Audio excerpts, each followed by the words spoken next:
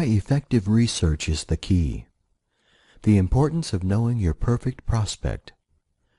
Earlier, you were introduced to a couple of old-style advertising resources that highlighted both the theory and the practicalities of advertising offline in the past.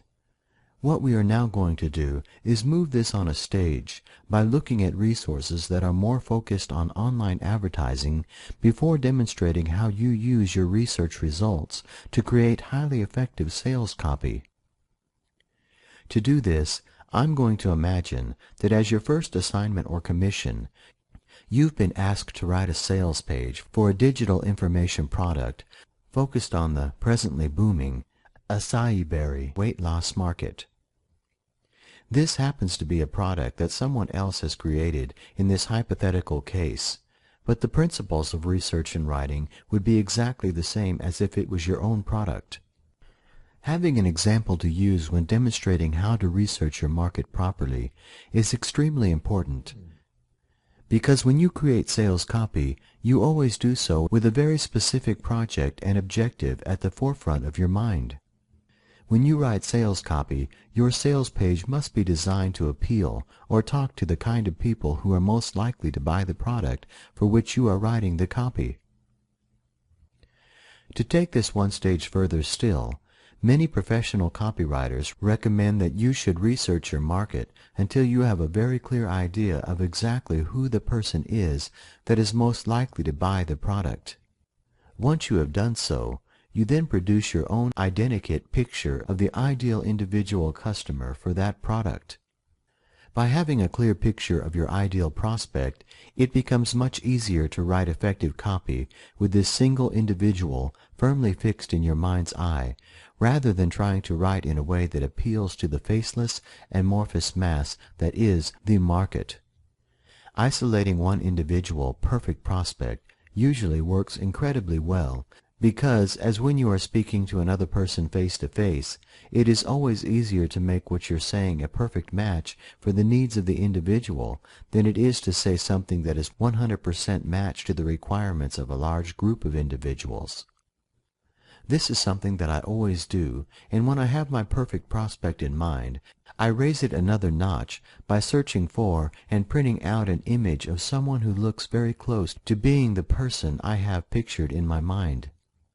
I then stick this as close to my monitor as possible, so that every time I sit down to work on the copy, I never forget this person at whom every word I write will be aimed. So, the first research step is to establish exactly what kind of person makes up the target market for the product for which you are writing the copy. The exact information that you need to create your perfect identikit picture will vary from case to case and situation to situation. But the following are some of the more obvious factors that you should consider when establishing who your individual perfect prospect is: age, gender, family situation, income, location, and any other interests. You also need to establish whether there is any money being spent in the market that you are writing copy for, even though this is the kind of research that the product creator should have done well before deciding whether it was worth making the product or not. It helps you to establish how hard your copy is going to have to work to generate sales. Although in the early days it is unlikely that you are going to be in a position to do this, after you have established yourself as a recognized copywriting expert, there may be situations where you turn down a commission because your research indicates that there is no market for the product in question. You might do this based on research into whether there is any money in the market. In my experience, it is far more profitable in the long run to be selective about the work you do than it is to accept everything that comes across your table, especially if instead of accepting a flat fee for your work, you are being paid based on results, which is something I will return to later. By the time you are in a position to be selective, you will also have a reputation to protect. So sometimes accepting an assignment for a product that is going to be very difficult to sell is not going to help your business in the long run. In the long term. Consequently, Having the capacity to research whether there is money being spent in the market is vitally important. There is one other factor that you need to consider as well, an intangible that nevertheless has the capacity to dictate whether your sales copy is extremely successful or far less so. This is the fact that no matter what market or niche you are working in, the people who populate that market will have a common language, a jargon or argot that is only known and used by insiders. In my experience, less knowledgeable marketers who are attempting to get into a new niche for the first time commonly make the mistake of not understanding or appreciating that in every market sector or niche there is a specific form of language that differentiates those who are in the know from outsiders. Because they do not understand this, they market using outsider language, in other words, ordinary everyday English, and their sales results are poor or non-existent as a direct result. Remember your perfect prospect? Well, he or she is undoubtedly an insider who uses the special jargon that only insiders know. It therefore follows that if you really want to get your sales message through to this prospect in the most powerful and effective way, you have to learn the insider way of speaking to do so. As a simple demonstration of how all-pervasive niche jargon is, you would probably think that if you are going to buy seeds to plant in your garden, understanding the information on the label would be child's play. If so, this Seed Packet Jargon Buster page will probably help change your mind. Seed Packets Explained. Bewildered by the jargon on the back of seed packets? Here's a list of what the words and expressions mean. Seeds are sown, plants are planted. Transplants and seedlings are small, young plants.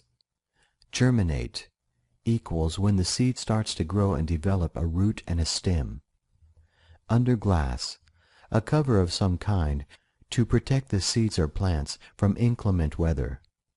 Examples: bottle cloches, cold frames, and greenhouses. In heat, a heated area for growing in. It helps seeds germinate, most often needed for crops, such as tomatoes, that originate in warm countries. Drill, shallow Y-shaped trench, to sow the seed in. Often the depth is given, such as a drill 1.5 centimeters deep. Use the corner of a rake or the tip of a trowel. Flat-bottom drill, shallow trench, but fat or U-shaped, not Y-shaped, often used for sowing peas in. This is just one niche market example, but every niche or market sector is the same. Hence, it is simple. You have to learn the language. Your essential research portfolio. To start putting together your Identikit perfect prospect, the first thing you need to establish are factors like age, gender, and so on. The first step towards building up this picture is to find other websites in the market in which you have been commissioned to write sales copy. In my example, the acai berry market. To find these sites, run a standard Google search using your main search term to locate other associated sites. What you're trying to do is build a short list of half a dozen sites that are specifically focused on the market for which you are thinking of writing copy. Consequently, results that represent individual pages of a site like Wikipedia or Amazon.com are no use to you.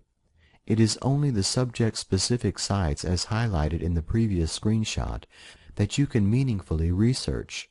However, checking out some of the related searches at the bottom of the page can sometimes help to find additional sites if you cannot locate half a dozen suitable sites on the first couple of results pages. What you do next is head over to Quantcast.com to study the demographics of the audience who use each of these sites. Sites.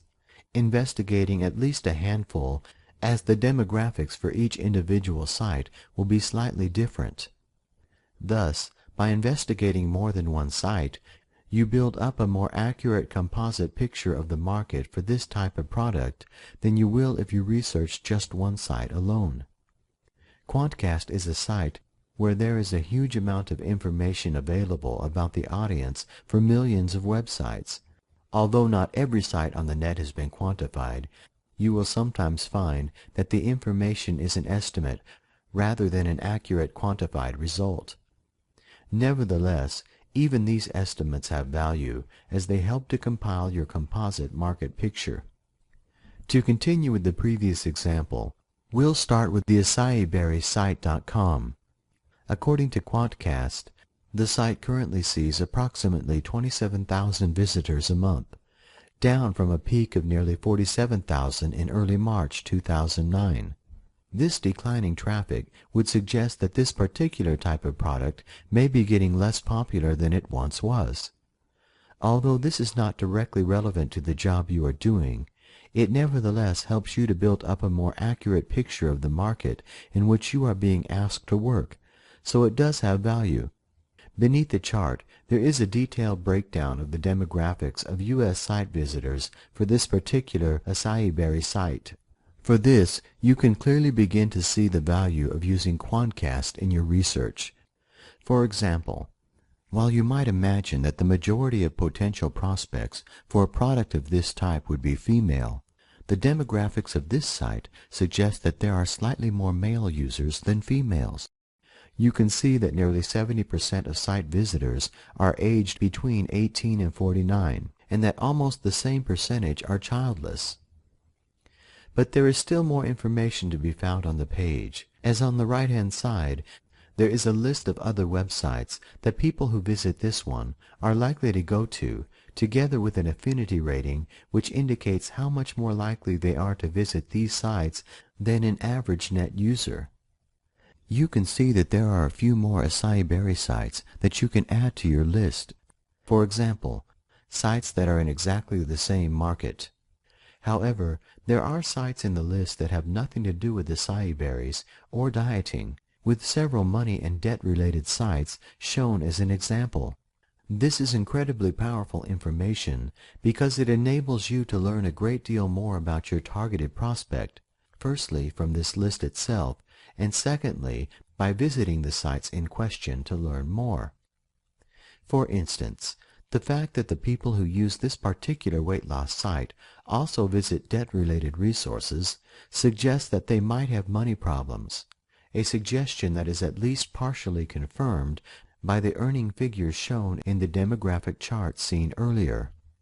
If the sales copy you are writing is for a more expensive product, this information would be extremely relevant as it gives you some indication of how you need to target your copy if it is to be successful. For example, for a significant proportion of your potential prospects, money is likely to be an issue, and therefore you will have to focus on value for money. Yes, it costs this much, but just look at how much you get for the price when you write the sales page. Now, go back to your original Google search. Copy the URL of another site in this market and do the same again. This, for example, is what Quantcast has for acaiberryreports.net. Now you can see that there are far more women using this site than the previous one, which might suggest that their advertising is more targeted for women or that the sales page is more female-orientated.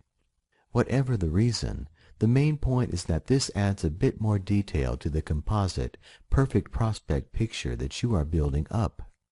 To find out where the target audience lives, open Alexa.com, paste in the site URL that you are investigating, click the Go button, and finally scroll a little way down the page to find the geographical makeup of the site audience.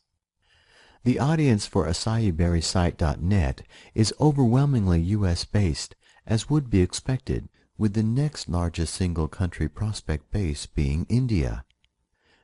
With lots of highly appropriate demographic information collected, the next step is to establish whether there is any money being spent in this market, because when money is being spent, there is also money to be made.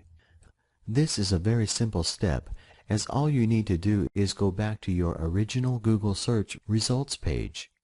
A quick look at the page indicates that there is the maximum allowable number of 3 adverts at the top left corner of the results page, with another maximum 8 on the right-hand side. This immediately indicates that this is a market where there is plenty of money being made and spent. But for further confirmation of this, scroll to the bottom of the advertising skyscraper on the right-hand side of the page to click More Sponsored Links. Clicking this link pulls up a page that highlights how many advertisers are trying to get their advertising materials on the first Google search results page for the search term that you have used. There are 253 advertisers competing for the same search term. With that number of competitors in the market, the cost per click is going to be very high, proving that there is indeed plenty of money being spent and therefore made in this market. The final thing you need to do is research the market jargon, the insider language the people in this niche use when they are communicating or talking with other insiders. To find where these people congregate and communicate, you should search for niche-appropriate forum sites, because it is these sites that people use when they are looking for other net users with similar interests to theirs. To continue with the same example, I would search Google for Acai Berry Forum or forums, because by default, Google will list the most popular forum sites at the top of the results page. In this example, there appears to be no specific Acai Berry forums, but there is plenty of information available in associated forums, such as on the weightloss.fitness.com forum site and the others shown here. In other markets or niches, you will, however, find lots of forum sites, so start by researching the ones that are most popular and work down. Remember that what you are attempting to do here is to infiltrate the insider language that people in this niche use when they are communicating with each other. Consequently, this is not something you can do overnight, as you need to find an active forum or two where you can lurk while building up your knowledge of insider vocabulary and language use. Once you have observed what is happening and what is being said for a while, you should have a reasonable degree of understanding and knowledge about what happens and the jargon being used. After you have reached this stage of reasonable knowledge, it is time to test what you think you have learned by getting involved in the forum yourself. In other words, you should start your own threads where you attempt to use the jargon of the market in the appropriate way. When you sign up for membership of the forum, I would not necessarily recommend that you use your proper name. Although there will probably be no real problem if you do, remember that you are using this as a test, and that until you have tested what you think you know, your reading of the situation may be completely wrong. If so, then other members of the forum might be more than willing to out you as an unwelcome alien, or even worse, some kind of scam artist, which is a tag that you definitely do not need attaching to your name. So, using a pen name as a way of protecting yourself against false accusations is generally a good idea. When you start posting threads of your own, try to do so in a way that is challenging, interesting, controversial, or shocking, as this is the best way of eliciting responses from other members. It is these responses that will really indicate just how far you have come, because if you use the appropriate jargon in your original thread, but don't go over the top, and receive replies in a similar vein, you immediately know that you're on the right lines. If not, you may need to do a little bit more research before trying again, with a different pen name. But once you learn the language that works in your niche, you have the secret key to your perfect prospect's purse, something that very few other copywriters will ever have. How much research and what to do with it? In the early days when you are first trying to find new clients for your business, you are not going to be snowed under with too much work.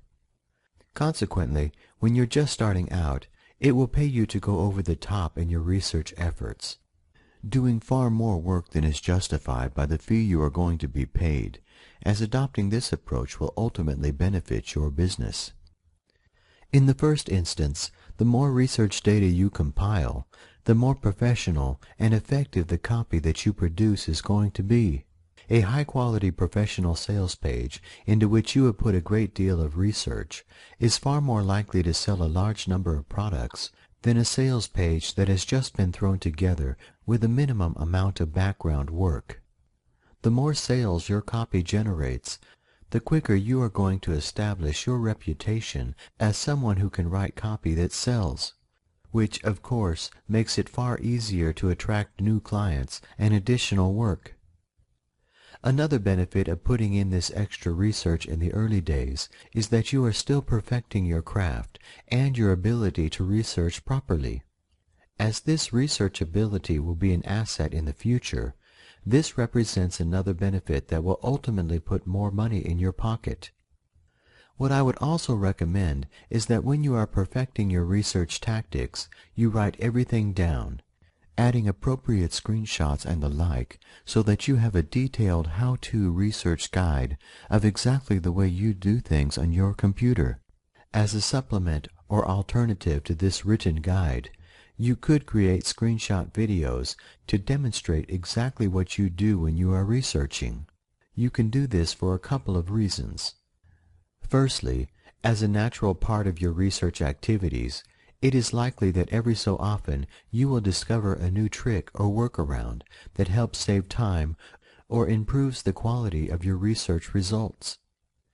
If you include this in your plan, it ensures that you never forget these tricks, which can be important if they are things that you are likely to use only very occasionally.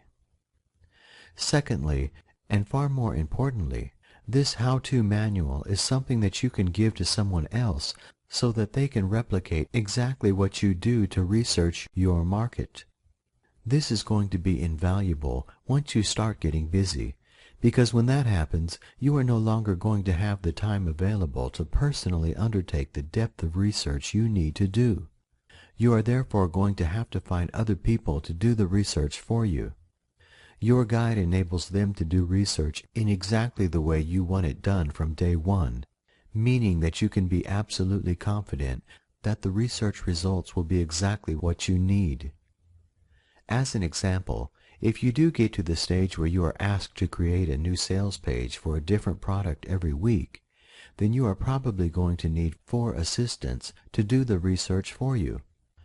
Although finding research assistants is easy through sites like Elance or Get a Freelancer, getting them to do the job exactly the way you want is going to be a nightmare if you do not have a manual that goes into every tiny detail of the job required. You would waste several weeks writing it from scratch when you get to the stage where you need to outsource, or you can create the guide as you go along so that it is ready the instant it is needed.